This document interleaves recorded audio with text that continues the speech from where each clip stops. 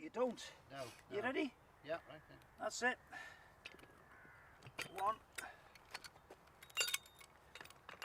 2.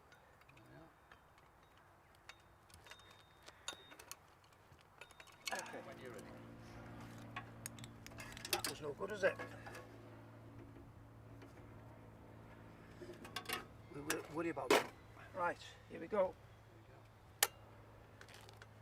This is the tricky one.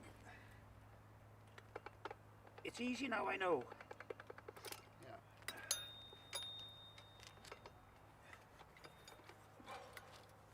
Now, Maxim's invention had been improved by Vickers, and by 1912 they'd perfected it.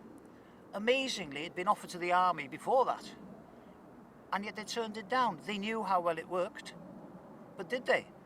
The officers who saw it work on the front line were perhaps not the ones who made the decision. Douglas Haig's version, a much overrated weapon. In any case, they had not bought it in any numbers, and they were still using the original Maxim gun by the time the war broke out in 1914. Now, the gun itself is not all that heavy, say 33 pounds, plus of course 8 pounds for the water to cool it, plus the water can.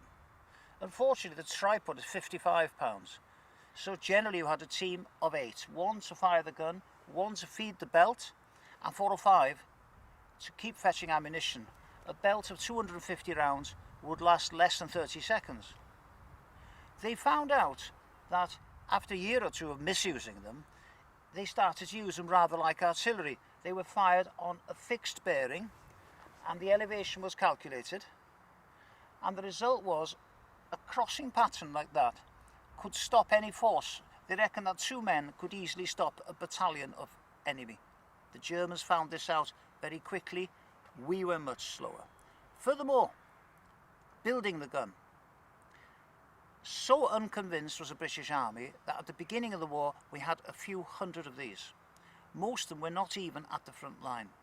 The Germans had 12,000 of them. They were almost all in the front line.